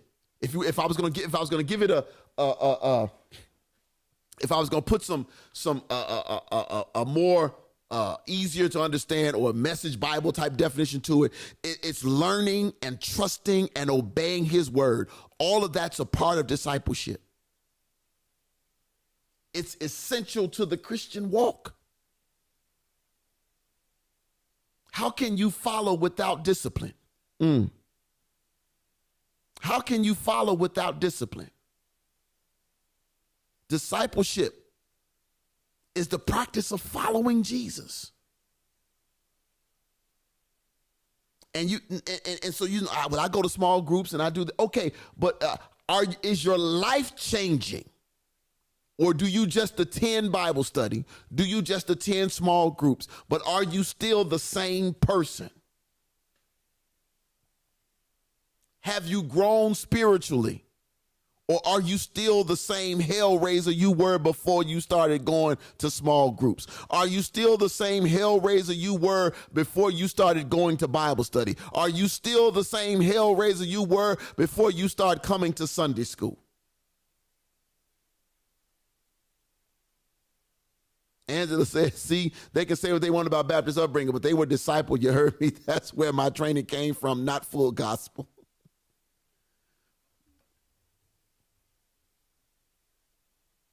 The problem is when we get to a certain age, we don't think we have to be discipled anymore. I can't get no help now because I'm going to step on a toe. The problem is when we reach a certain age, we don't feel like we have to be discipled anymore. Because see, let me help y'all something. Let me help somebody real quick. You don't age out of discipleship. Huh? You don't age out of discipleship. There's no aging out. You never get too old to be discipled. Can I help somebody? The only time you become ineligible for discipleship is the day you take your last breath. That's when discipleship stops. I don't care if you are the chairman of the deacon board, the chairman of the trustee board, the vice whatever, the who, him, ha, what, even pastors still need to be discipled. I can't get no help. Even pastors still need to be discipled. I don't need another degree, but I still need to be discipled. Huh?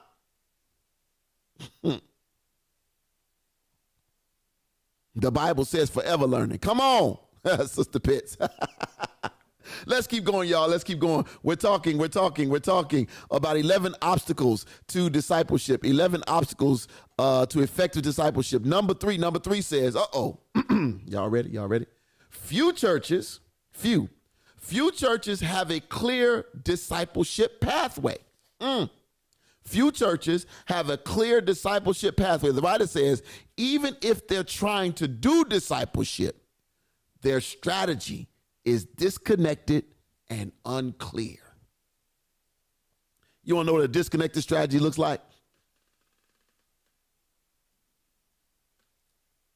I'll teach discipleship for 6 weeks, and then there's no follow-up. You teach tithing for 6 weeks, and there's no follow-up. You teach evangelism for 6 weeks, and there's no follow-up. So what's the strategy? So you sit them down in the room. Come on, pray for me now. You sit them down in the room and you go through all of the ins and outs of discipleship. So at the end of the 6 weeks, what happens? At the end of the 6 weeks, then what? Because at that point, you should be releasing them to do the work. What's the point of sitting in a 6-week evangelism class that you've given them all the charts? You got all the pat charts, all the good graphics, all the PowerPoints, all of this and that, the hows and the ins and the outs and all of that. And now the time has passed, evangelism is over, and now guess what? Oh, we're going to move to discipleship. Well, what did we do with evangelism? What was the point of teaching on evangelism? And we got no new evangelist. Why did we spend 6 to 8 weeks teaching on evangelism to not have any new evangelist? Come on now. That's like me going to a statistics class and graduating with a certificate, but never ever doing a statistic on nothing. But I got a certificate saying I know how, but you never put it to practice. Come on. 6 weeks of evangelism, and I'm talking from experience.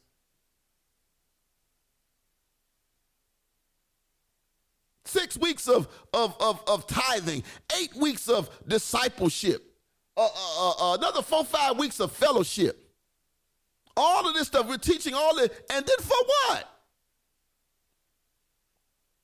Where is it put into practice? No strategy, or it's disconnected and unclear, because we move on to the next, whatever the next thing is, so we can stay on schedule. Oh, my God. Let's go. Number four.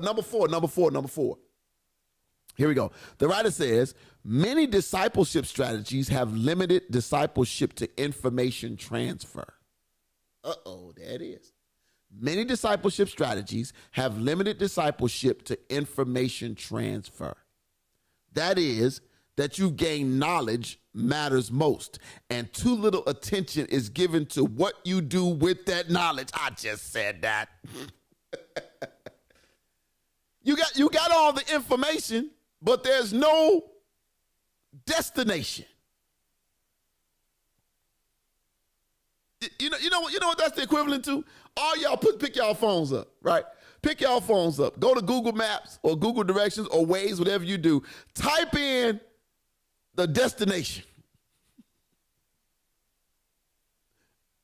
Hit go, and then put the phone down and stay watching me. That's what we do in the church. We spend all that time getting folks ready. Can I share something with y'all? I remember, and I won't get no. I'll say this. I remember at ABC Church, they spent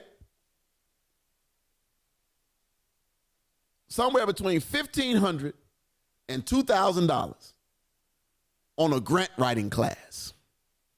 And 7 to 8 people took that grant writing class so that the church would have people in-house that could help them get grants for things that the church needed.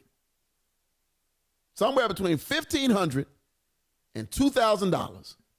These people came and sat for about 8 to 10 weeks, spent 2 or 3 hours a Saturday, 2 hours at least, learning the process, the ins and outs of grant writing. 7 to 8 people. Not one person ever wrote a grant out of those people for the church. When it came time to get a grant, couldn't find nobody.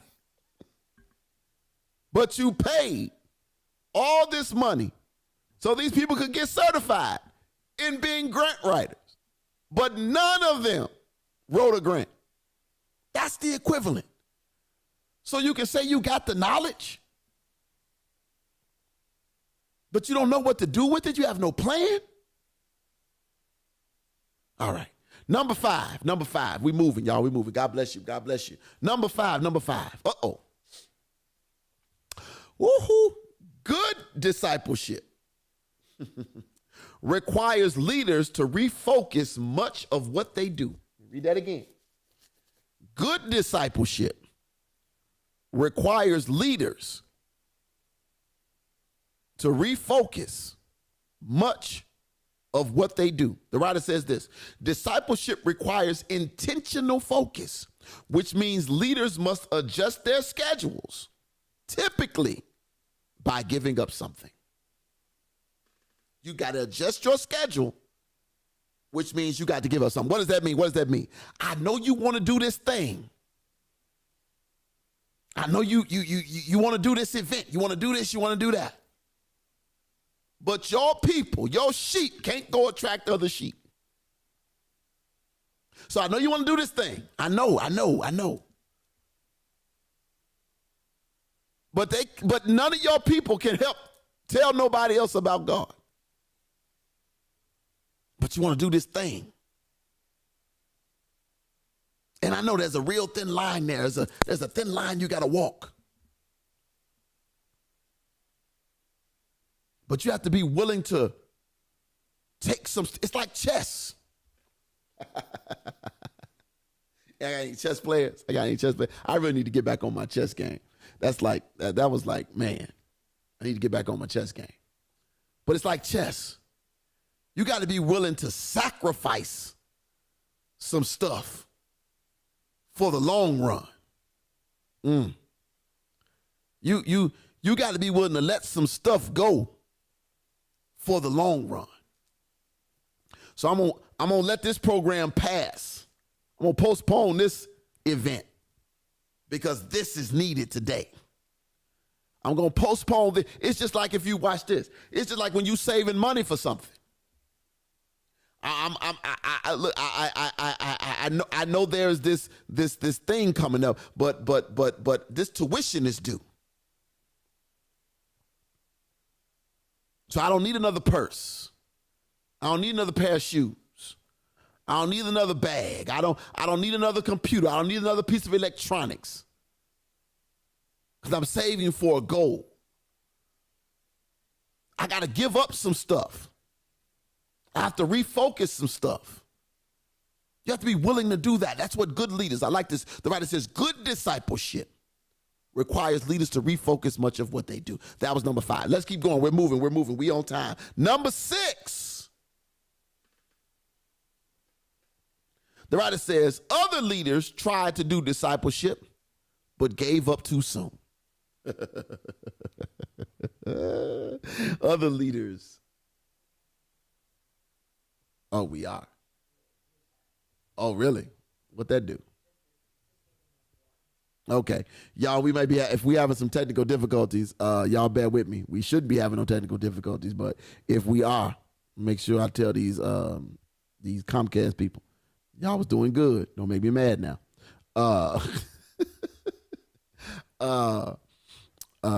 But yeah, other leaders tried to do discipleship, but gave up too soon. The writer says this: every previous failure contributes to the church's "we've tried that already" defeated thinking. Wow. Every previous failure contributes to the church's "we've tried that already" defeated thinking. Unfortunately, that is the case in a lot of churches. You have people saying, oh, we tried that back in 74. Or we tried that back in this time or that time.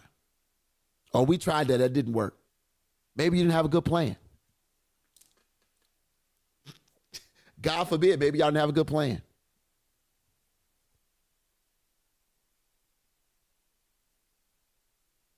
God forbid you didn't have a good plan. Maybe your plan just wasn't great. Or maybe when you tried it, it wasn't ready. But now it is. And we have better we have a better strategy than the one you had 10 years ago. There's a better strategy in place than the one y'all had 20 years ago. So you can't have that we've tried that already defeated mindset. You know what I want to talk about? And I ain't got time today. I'm going to talk about churches. And I think when Pastor Clarence Storrs comes on, I want to talk about, there's been this push lately. I know it was mentioned some years ago about churches combining and people walking away from their ministries so that a larger ministry can be birthed. I want to talk about that because that's something that's been on my heart, on my mind for a while. Number seven. I want y'all to think about that. Keep that in mind. Some of y'all have some great gifts that you can bring to a ministry. Let me say this and I'm going to move on. Some of you all have some amazing gifts. Amazing gifts. You are great teachers, great worshipers, great leaders. But you have this, you won't move out of where you are because you think that if you step down from being pastor, that you're going to lose something. God, why am I? Oh God, let me get back to the article. But I promise you, I'm gonna do this show. I'm gonna do this show, because maybe you don't have to be the pastor to continue to be the great teacher that you are, the great leader that you are. You can lead without being in the front seat. Come on. Number seven. Let me help. Number 7. Many leaders think only in terms of bigger is better and crowds are greater. Woo! My God, let me read that again. Many leaders think only in terms of bigger is better and crowds are greater. The writer says this. He says, when that's your philosophy, or you've been trained to think that way, one-to-one or one-to-a-few disciple making seems to be an inefficient use of time and energy. When that's your philosophy, or when you've been trained that way, one-to-one or one-to-a-few disciple making seems to be an inefficient use of time and energy because you're thinking that bigger is better.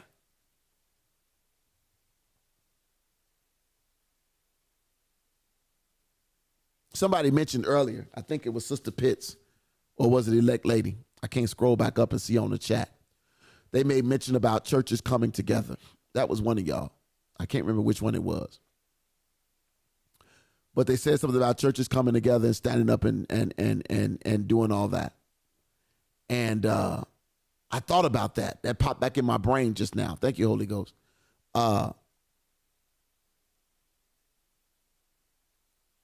The reason so many churches are powerless is because we have too many churches with minimum to no power. Or as I stated too many times on this show, this is the equivalent of the limitations of the power in some of y'all churches. In some of y'all churches, for those of you watching right now, in some of y'all, I know some of y'all, for my radio people, I'm going to describe what I did. But for some of you all watching right now, this is the basis of the power in your church. This is the basis for the power in your church. What you just saw happen on your screen. That's the basis for the power in your church. The only power in your church is the power to turn the lights off and on. That's the only power in your church. I think I got to change the battery in this thing now because I done messed up, turned the lights off. Okay. That's the only power that you have in your church is the ability to turn the lights off and on. The reason some of you all are still sitting where you're sitting, your memberships are looking the way they're looking, and you're constantly trying to find a way to come back and do this and do that, is because you won't move when God has already moved you. It's not saying you might not have a pastor again. Oh, God, why am I here? It's not saying you might not have a pastor again. It's not saying you can't still lead. But what if there's a church who could use your amazing teaching gift, that God could really use you, but you hell-bent on being in charge? Because you want the crowd to be at your place. God ain't going to send them there. God ain't going to send them there. It's not about the crowds. It's about disciples making disciples. But you don't see. But see, the problem is when you have this mentality that, well, it's got to be me. It's got to be me. They got to be under me. They got to be under me. No, they don't have to be under you. Who said they had to be under you? Who said that? Number 8. Come on, y'all. We got less than 5 minutes. Number 8. Some of us, the writer says, number 8. The writer says, some of us are impatient, and discipleship takes time. Some of us are impatient, and discipleship takes time. The writer says this: even when we live under the power of the Spirit, our growth into Christ-likeness is seldom a quick process. In fact, it doesn't end this side of heaven. I just talked about that. Our growth into Christ-like is seldom a quick process. In fact, it doesn't end this side of heaven, meaning we're constantly growing until we die. And we can't expect discipleship. Watch this. Okay, so you took the 8-week discipleship course. Now, you should be able to go out and make disciples. That doesn't mean you're going to be successful on your first time out. That's not what that means. What that 8-week course simply means is you're equipped to go out. Come on, help me, somebody. What that 8-week course says is that you're equipped to go out. Can I help somebody? Medical students do internships. They do internships. They intern in emergency rooms. They intern in ORs. They intern in general medicine. They do all types of internships. And teaching 90 seconds. Come on now. And teaching hospitals. Come on. Teaching hospitals. For those of you who are listening on Blog Talk Radio, if you called in on your phone, let me give you a little warning. If you stay on the phone and listen now, you won't get disconnected. That's why the lady's giving y'all the countdown. If you stay on now, you won't get disconnected. So I'm just trying to help you out now. Get on, stay on, you'll be good to go. If you try to call back in and listen after 9 o'clock, you ain't getting back on, because that's just how it works. Seconds. That's why the little white lady from England is telling y'all what the countdown is. For those of you on Facebook, YouTube, and everywhere else, y'all good to go. All right, back to it. Here's the deal. Doctors. Once you graduate medical school, that doesn't mean that the first time you have a heart patient on the table, that you open them up, that they are going to survive. There is a possibility that you still might fail. What that graduation means is that you are equipped to help them. You're not going to save every patient. Every surgery is not going to be a successful one.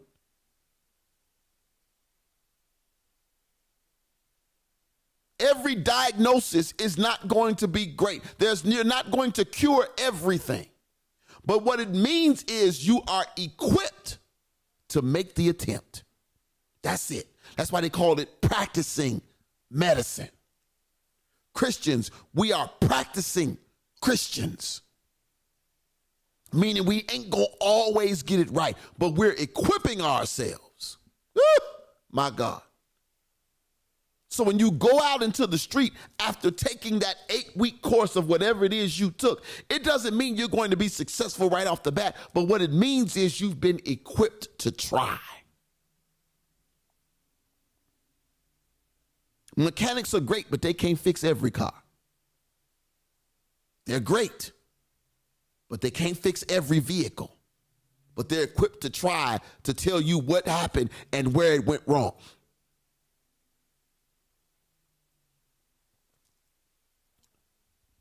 That's what we got. All right. I know we almost over time, but I'm going to finish this tonight because this is important. Number nine. The writer says, at least in North America, many of us are independent and self-sufficient. At least in North America, many of us are independent and self-sufficient.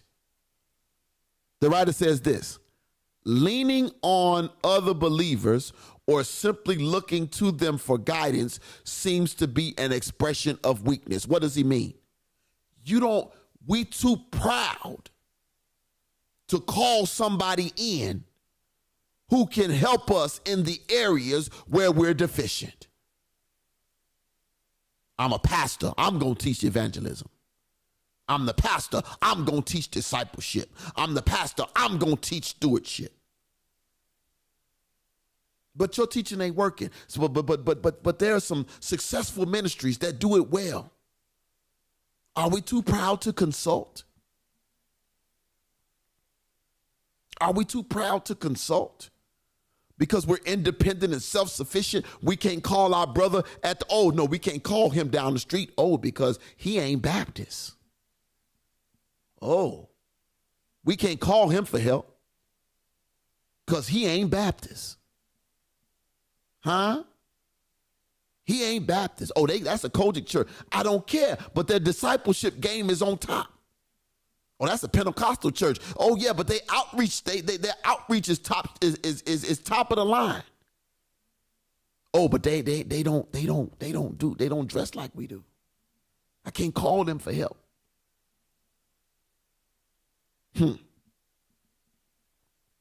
My. Refuse to get help because we think it's an expression of weakness. Can I help somebody with this expression of weakness? I'd rather be weak or seen as weak, making my way to heaven, than to die saying he was strong, but he went to hell. I wish I had some help. Number 10. Number 10. We almost through. Number 10. Again, we're talking about 11 obstacles to effective discipleship. Number 10 says, 10. We don't want to admit our struggles, and we don't like to deal with the struggles others have. Oh, my God. No, my Jesus. We don't want to admit our struggles, and we don't like to deal with struggles others have. The writer says it's just easier, Jesus, to have superficial relationships, and that's not discipleship. My. We would rather have superficial relationships than to deal with real discipleship. Angela says God's calling us together, Dana. Oh, boy.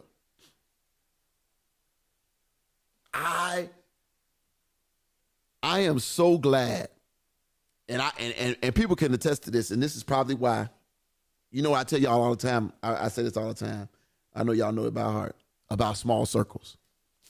I have a real small circle of ministry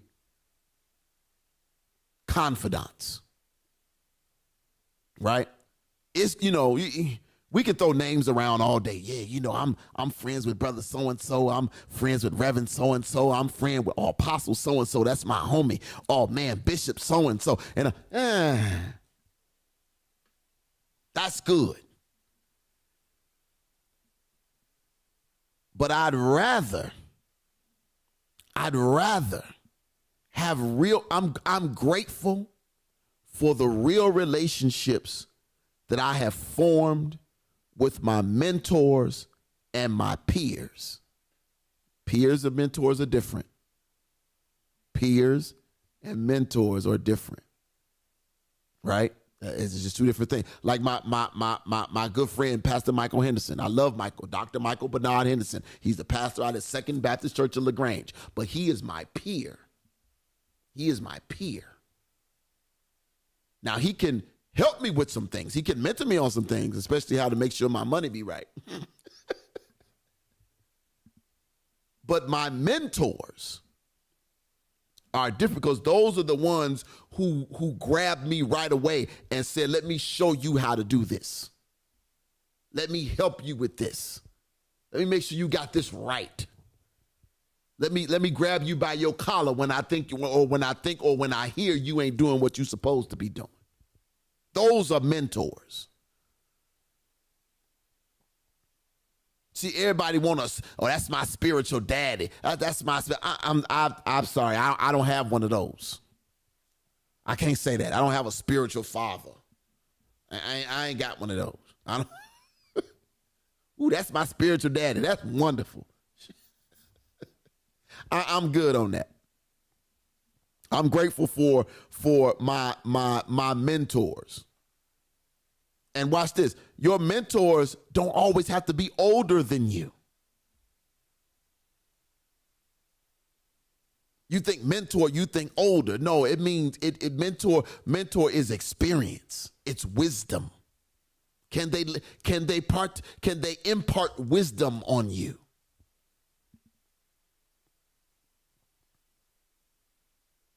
One of my mentors is Dr. Julian Spencer out at Maine Baptist Church. He is a mentor, but he is younger, way younger than me. Pastor Keith Gordon at Body of Christ. We are the same age, but he is a mentor. Dr. Gerald Dew, older than me, mentor. Benjamin Turk, older than me, mentor. I got some older than me, but they're peers. And that's okay too, because iron sharpens iron. We have to not want superficial relationships. Just so I can post a picture that I went to lunch with Bishop so-and-so. But can Bishop so-and-so check you when you wrong? Huh? I don't want to be in the picture with Bishop so-and-so if Bishop so-and-so can't pick up the phone if I can't call Bishop so-and-so and say I'm having some serious issues. I'm having some doubts in my faith. My walk is getting a little crooked. Can I call Bishop so-and-so for that? I need real relationships, not superficial. My God. All right. Y'all, I know we over. We good. Last one. Woo, number 11, finally. Number 11. The writer says, few churches or church leaders get recognized publicly for being great disciple-making churches. Few churches or church leaders get recognized for being great disciple-making churches. The writer says this: their leaders aren't featured in newsletters, and they're not typically on the platforms of our denominations. There's no recognition in the task. No recognition in the task of being a disciple. Here's the question: who are you trying to be recognized by? You want spotlights? You want a microphone? What do you want? Who are you trying to be recognized by? It's not a spotlight platform. Disciple making, watch this. Disciple making is like sausage making. Disciple making is like sausage making. There is a commitment there. And the ultimate commitment came from the pig. I wish y'all would get that.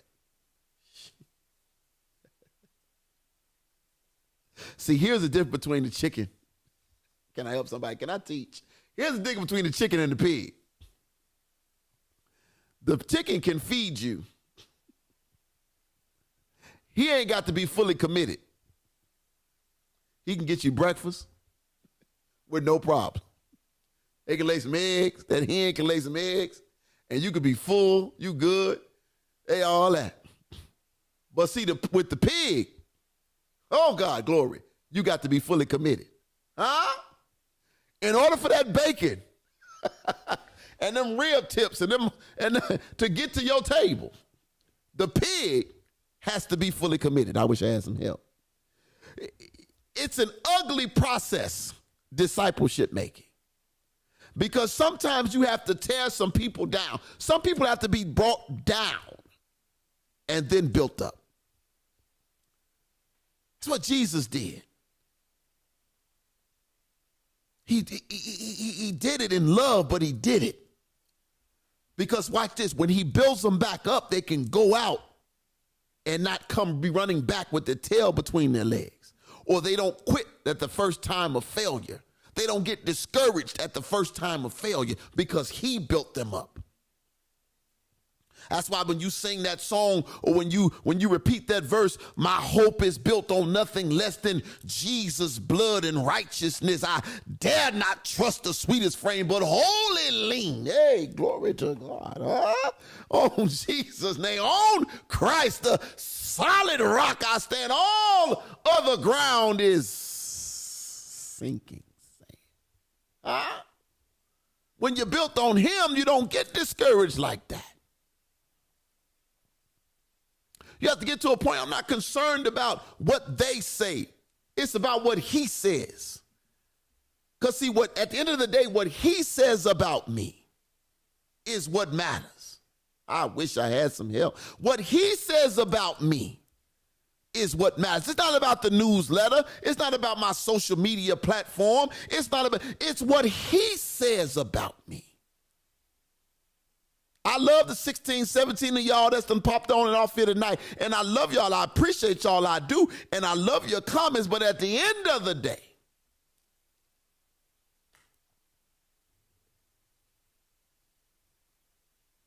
it's about him. So the writer closes out with this. He says, so do we give up in this work? No, we don't. But what we do is we recognize the obstacles and we push around them. Because making disciples, making effective disciples, is not optional for us as leaders. It's not an option. When you take on this mantle, when you take on this call, especially for those of us who've taken on the call of preacher, it's not an option for us to make disciples. So this takes me back to that statement that I can't seem to get the word. I'm gonna have to gather some people together and have that conversation. Maybe when I get past the stores in, I want to have a conversation with him about that and some others.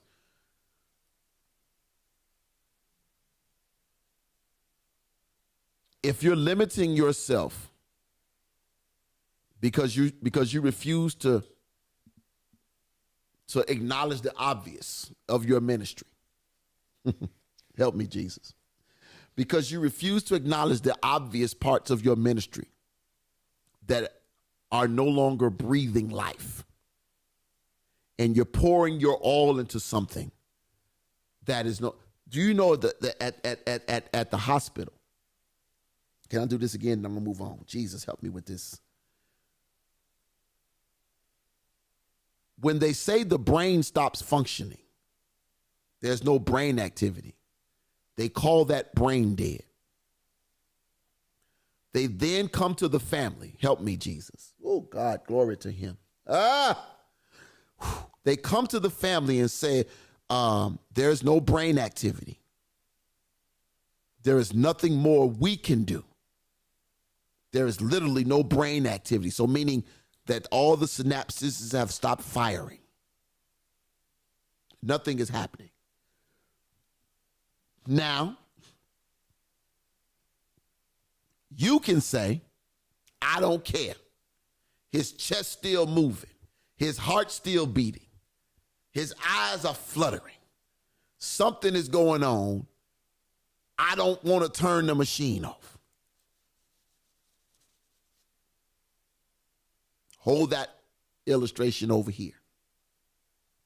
I'm going to come to this side. You take your car to the mechanic, and the mechanic says, there's nothing more I can do for this engine.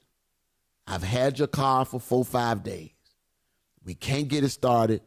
The engine is done. You got too many blown gaskets. You're leaking oil. Your water pump is bad. All this stuff is bad. Stay with me. In the car, I'm going to go down because a car won't start. So, Tanya, you got to come get me. And I need you to bring your gas can because I'm going to fill up the car with gas. Y'all stay with me. It don't start. Engine dead. I'm going to keep putting gas in it. Then, Tanya, I need you to take me to the stove because I need you to give me some oil. I'm going to put some more oil in it. Engine won't start. Stay with me. Come on back to the hospital. Brain dead. The only thing that's making the heart beat is the machine. But we're going to put some more blood in there. We're going to give you some more transfusions. We're going to give you some more plasma. We're going to keep giving you IVs. We're going to keep pumping you with medicine. We're going to keep filling you with oxygen. But the brain is dead. Let me ask y'all something to take this real seriously, and I'm going to move on because I don't have the time to talk about it tonight. There are parts of that body, oh God, help me, Holy Ghost, that are still good, that could be used somewhere else. There's a kidney in that body. There's a liver in that body. Y'all don't miss this. Don't miss this. There's a liver in that. Oh, God, I wish I could preach this. There's a liver in that body that can be used. In that car, you just put a brand new battery in there. The engine is dead, but that battery can be used somewhere else. You just bought them tires. They won't work on that car no more, but they will fit somewhere else. I'm asking y'all, ministers, preachers, y'all got all these churches open. You got 2, 3, 4, 5, 7 members. You've been open for umpteen years. Pouring into the ministry. Pouring into the ministry.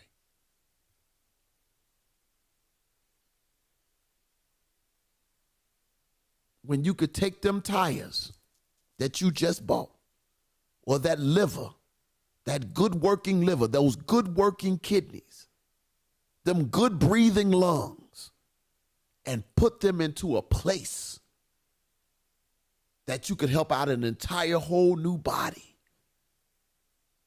But because I can't be the pastor, or because I can't be the leader, I'd rather stay over here and keep pumping into a dead situation. I'm going to pray and go home. Father God, we thank you, Jesus. Woo, God, we thank you, Holy Ghost. God, we thank you for what our ears have heard and our eyes have seen on tonight. God, we thank you for your glory. God, we thank you for your wisdom and your time. God, we thank you for the clarity that you've given some on tonight. God, we hope that a word that was said touched somebody somewhere today. God, we hope we breathed life into some situations, God, and we hope we close the door on some others. God, there is room for successful ministries, and we ask right now, God, that you would show them right now, God, who have the capacity, but they don't have the will. Oh, glory to God. You have the capacity, but you don't have the will. God, we are praying right now that you would give them the will. God, for those of us right now who don't have the capacity, who have the capacity for discipleship, but don't have the will, God, we're praying right now that you would give them the will and the want to. That we would do this thing in your Son's name, Jesus. God, we're praying for every church that is open right now in your name. God, we're praying for leaders who daily might be wondering, what do I do next in this ministry? How do I go forward in this ministry? God, I've been struggling for years with these same 6, 7, 8, 9 handful of folk. God, how do I keep going? God, they've been praying to you for resources. God, we ask right now that you would remove the veil from their eyes.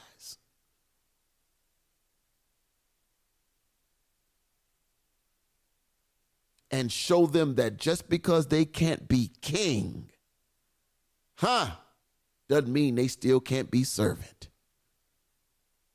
God, we're praying right now, God, that you would bring us some fresh blood. God, let us get some of these fresh parts. These good parts, God, some of these good resources that you have supplied, God, let us bring them together right now in Jesus' name. God, doesn't matter their background. It doesn't matter their denomination, God. If they preach Jesus, if they teach Jesus, God, send them. Let us unify right now under your bloodstained banner. In Jesus' name we pray. Amen. Ooh, God bless y'all. Look, it's 9:20. And I'm back in school, so I've given myself a curfew. I need to be asleep in 5 minutes. No, just playing. I've given myself a curfew, y'all. I'm trying to get used to getting back up and being in front of some more people at 7:30. It's not a fan. I'm not a fan. So y'all pray for me. But look, y'all, this was a great man. Y'all made the show good tonight. Thank you so much. Thank you so much for all your comments. We had over 100. I saw the little thing pop up. We got over 100 comments tonight. God bless y'all. God bless y'all. It was an amazing, amazing show. We strive to be better every time we come on. And the only way we do that is by broaching the topics that sometimes are a little touchy. I didn't say what I said about anybody's ministry to offend or whatever. I said what I said because I believe God has put you in a place that you can help somebody else's ministry. But like chess, you got to be willing to give up something to gain something. Because what do you think God would say? I'm going to shut up and I'm going to leave with this. What do you think God would say when it's your turn to stand before the throne and God says to you, I saw in 2021 where you walked away from being pastor, but you went on to become an amazing teacher. And I know the humility that it took for you to do it, but you did it. And for that, I call you my good and faithful servant. My God, today. Y'all be blessed. If you got to drive through this special city we call Chicago, do me a favor, my brothers and my sisters. Keep your head. Come on now. That's what Pastor Washington would say. Keep your head on a swivel. Y'all got it. 2 T's. 1 L, 1 O. We are. Put your hands